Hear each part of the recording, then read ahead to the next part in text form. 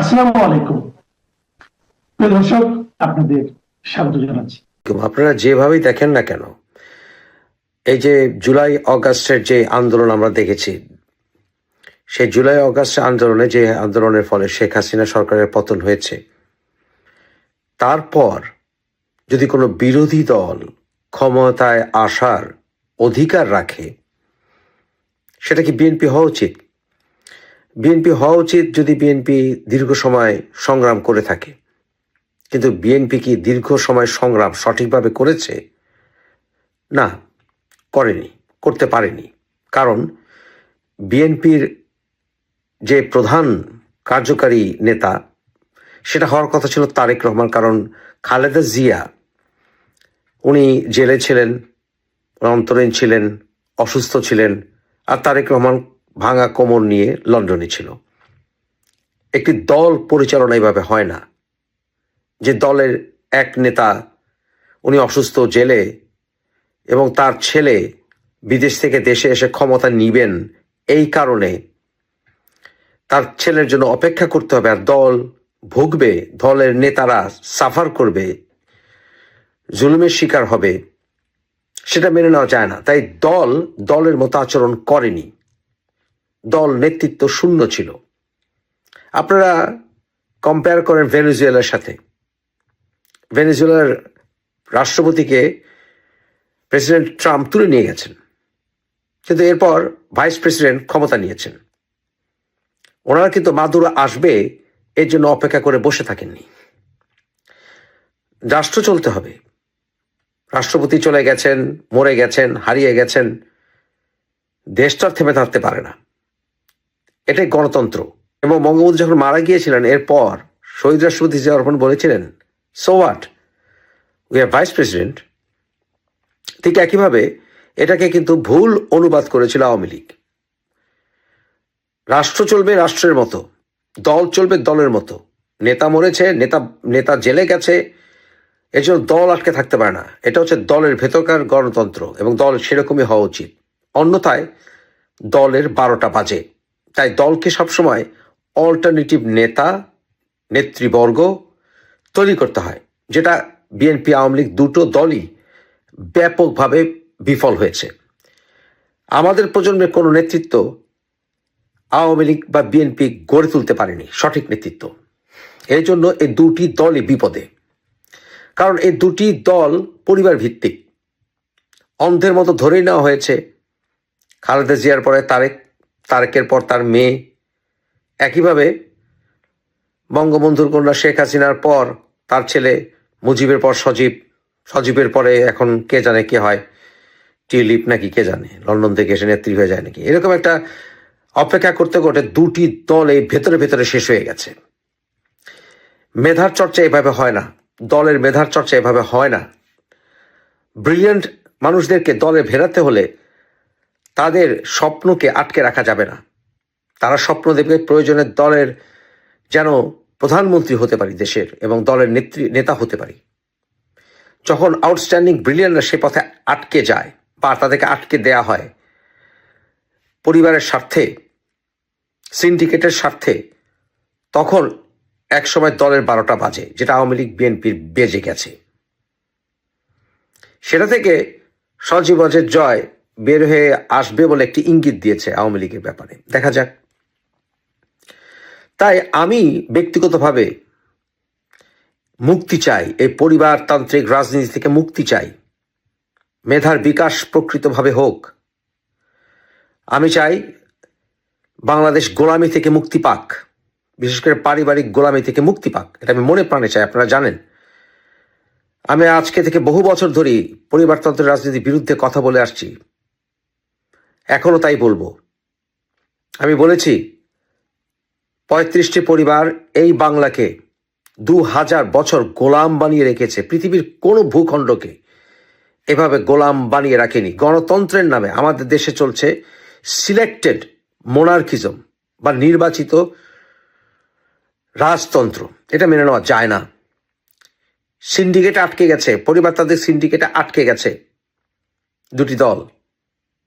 এই সিন্ডিকেট, পারিবারিক সিন্ডিকেট সকল পর্যায়ে ভাইরাসের মতো ছড়িয়ে গেছে। সেটা মেয়র নির্বাচন হোক, এমপি নির্বাচন হোক, মন্ত্রী নির্বাচন হোক, সকল ক্ষেত্রে পারিবারিক ভাইরাস ছড়িয়ে গেছে। আমরা তাই এই পারিবারিক সিন্ডিকেট থেকে মুক্তি চাই। যদি কোনো রাজনৈতিক শক্তি আসে, সেটা জামাত হোক, যদি জামাত বাংলাদেশে কঠোর শরিয়া আইন কায়েম করতে চায়, আন্দোলন করব আমরা আবার। কিন্তু সেই আন্দোলনে আবার মেধার বিকাশ ঘটবে। মেধার বিকাশকে আটকে রাখা যাবে না, পরিস্থিতি তো হতেই থাকবে। কিন্তু আমরা আবার দেখতে পাচ্ছি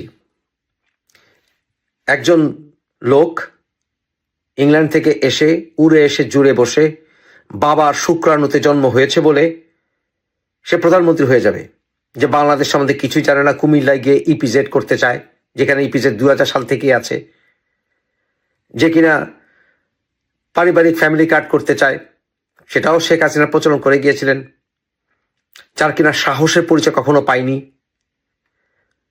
যার কিনা পড়াশোনা নেই। তাই আমাদের বাংলাদেশের প্রকৃত মুক্তি আনতে হলে সামনে এগুতে হবে, এমনকি আমাদের প্রজন্মের সঠিক নেতৃত্ব বেরিয়ে আসতে হবে। একেবারে চ্যাংরাদেরকেও দেওয়া যাবে না, একেবারে ঘাটের মোনা বুড়া 80-70-80 এদেরকেও দেওয়া যাবে না। আমাদের প্রজন্মকে বেরিয়ে আসতে হবে, এবং আমরা বেরিয়ে আসতে পারবো না যদি না এই পরিবারতন্ত্র থেকে আমরা দেশকে, দলকে মুক্ত করতে না পারি। তারেক রহমানের সমালোচনা করি মানেই বিএনপির বিরোধিতা করি, এটা কেন হবে? শেখ হাসিনার পরিবারের সমালোচনা করলে আওয়ামী লীগের বিরোধিতা কেন করা হবে? এই যে ব্রেইন ওয়াশ হয়ে গেছে সমাজ, এ থেকে মুক্তি চাই। বাংলাদেশে প্রকৃত মুক্তি আসতে হলে সর্বপ্রথম, সবচেয়ে ইম্পর্টেন্ট, রাজনীতি করার, সুষ্ঠু রাজনীতি করার পথ সুগম করতে হবে। হাবটের সকল ইস্যুকে সমর্থন করি না, দুই একটা ইস্যু নিয়ে আমার অত্যুক্তি আছে, বাট ওভারঅল তারপরেও এই নির্বাচনে আমি হা ভোটকে সমর্থন করব। আপনারা হা ভোট দেবেন যদি নির্বাচন হয়। পারিবারিক গোলামি থেকে মুক্তি চাই, এই সিন্ডিকেট থেকে মুক্তি চাই। সর্বপ্রথম দলগুলোতে গণতন্ত্র ফিরে আসুক। আপনারা যখন এই ভিডিও দেখবেন, সেই সময় শেখ হাসিনার ওই সংবাদ সম্মেলন শেষ হয়ে গিয়েছে। এখন যতক্ষণ না ওটা সংবাদ সম্মেলন শেষ হচ্ছে, ততক্ষণ পর্যন্ত আমি তো কোনো রকম খবর দিতে পারবো না আপনাদের। সংবাদ সম্মেলন শেষ হয়ে যাওয়ার পর আমি 2-4 জনকে বলে রেখে দিয়েছি, তারা ওই ভিডিওটা আমাকে করে পাঠানোর চেষ্টা করবেন যদি সম্ভব হয়। তাহলে পরে আমি রাত্রিবেলা আপনাদের ওই ভিডিওটি দিয়ে একটি ছোট ভিডিও করে দেবো। কারণ আপনারা অনেকেই লিখেছেন এবং ফোন করছেন যে আমরা তো কিছুই জানতে পারবো না, তো আপনি যদি আমাদের সাহায্য করেন। আমি আমার সাধ্যমতো চেষ্টা করব, জানি না কতটা পারবো কতটা পারবো না। এখন আর একটাও বড় খবর আছে, সেটা হচ্ছে গতকাল রাত্রিবেলা আপনাদের আমেরিকার রাষ্ট্রদূত বেন ক্রিস্টেনসেন, তিনি যমুনায় গিয়ে খলিলুর রহমান এবং ইউনূসের সঙ্গে সাক্ষাৎ করেছেন। খলিলুর রহমানের সঙ্গে সাক্ষাৎ করার পর ইউনূসের সঙ্গে গিয়ে সাক্ষাৎ করেছেন, এবং যাকে বলে ধোবি কাঁচা বলে না, ইউনূসকে ধোবি কাঁচা করেছে। তার থেকে বড় গুরুত্বপূর্ণ একটা ব্যাপার হলো যে গতবার যে কূটনীতিকদের সামনে উনি অভদ্রতাটা করেছিলেন, বিস্কুট মেঝের মধ্যে ছুঁড়ে ফেলে, সেই অভদ্রতা কিন্তু মার্কিন যুক্তরাষ্ট্র ভালো চোখে দেখেনি। তারা খবর পেয়েছে, তারা এবারে এসে 1 কাপ চা, 1 গ্লাস জল কিছুই স্পর্শ করেননি এবং বলে দিয়েছিলেন পরিষ্কার ওগুলোর কোনো দরকার নেই, আমরা বাংলাদেশের কাছ থেকে এগুলো চাই না, বরং যেগুলো চাই সেগুলো নিয়ে আলোচনা করা যাক। এর আগে যখন এই কূটনীতিকরা এসেছিলেন, এই খলিলুর রহমান যখন এতে গেছিলেন, দোহা গেছিলেন, তখন ওখানে হুকার এইচ এবং জেমসন গ্রিন এদের দুজনের সঙ্গে কথাবার্তা হয়েছিল। তারা বেশ কিছু পয়েন্ট ধরিয়ে দিয়েছিলেন যেগুলো সম্পর্কে বাংলাদেশকে একটা মানে এ করার পদক্ষেপ নেওয়ার কথা বলেছিলেন। বাংলাদেশ তো ইউনূস সরকার এই কান দিয়ে ঢোকা ও কান দিয়ে বার করে। কালকে একেবারে বেন ক্রিস্টেনসেন এসে ধোবি কাঁচা কেচে দিয়ে গেছে। কালকে রাত্রিবেলা হয়েছে এই প্রোগ্রামটা, কিন্তু ইউনূস আর তার এই 56 না 57 জনের যে আপনার প্রেস মিডিয়া টিম আছে, তারা ভেবে পায়নি যে কি উত্তর দেবে। সকালবেলাতে কয়েকটা ছবি এবং একটা এলোমেলো বক্তব্য দিয়ে তারা মালটাকে ছেড়ে দিয়েছে। দেশের মানুষ অন্ধকারে রয়েছে। এখন কি হয়েছে সে খবর নিশ্চয়ই আপনারা জানতে খুব আগ্রহী। খবর যেটা হয়েছে সেটা হচ্ছে যে খলিলুর রহমানকে যে জেমসন গ্রিন এবং হুকার এইচ এরা দুজন যে পয়েন্টগুলো বলেছিল, সেই পয়েন্টগুলো আবার বেন ক্রিস্টেনসন তুলেছেন, তুলে বলেছেন ইমিডিয়েটলি এর সলিউশন চাই। যদি এর সলিউশন না হয় তাহলে পরে আমরা আমাদের মতো ব্যবস্থা নেব। কারণ আমরা আগেই বলে দিয়েছি সময় হাতে খুব বেশি নেই। আমিও যেটা মাঝে মাঝে বলি যে সময় হাতে খুব বেশি নেই। তো প্রথম পয়েন্ট যেটা হচ্ছে, বারবার তাগাদা দেওয়া সত্ত্বেও কোনো ব্যবস্থা নেওয়া হয়নি। 3টে এমওইউ সাইন হয়েছে চায়নার সঙ্গে,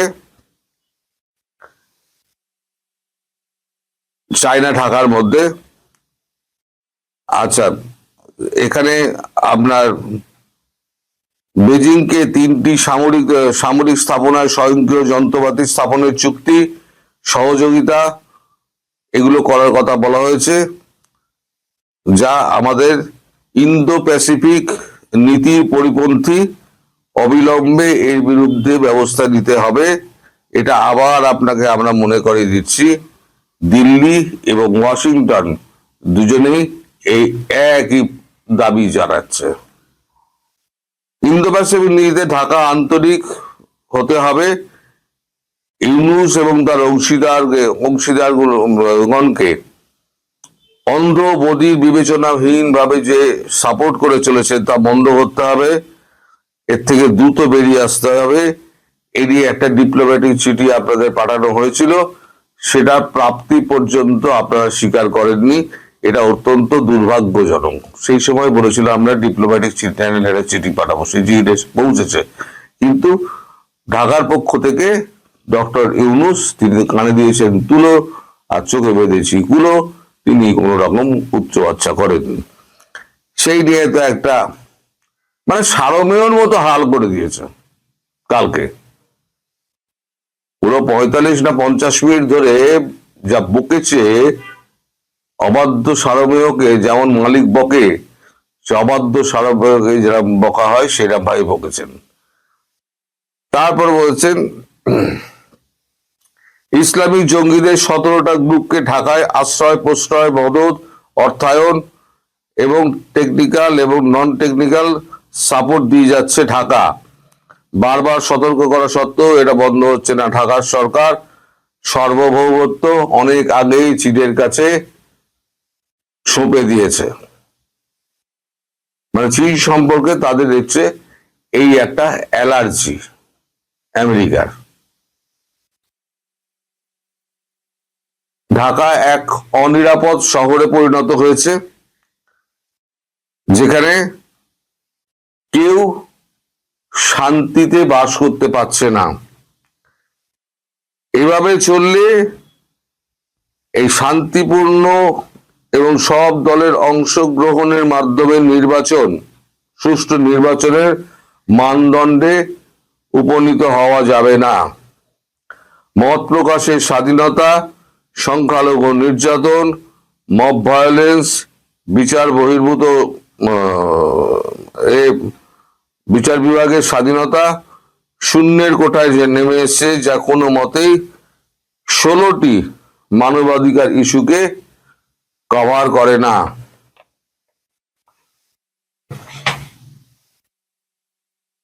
ভারত এবং মার্কিন যুক্তরাষ্ট্র এই অবস্থায় দর্শকের ভূমিকায় থাকতে পারে না।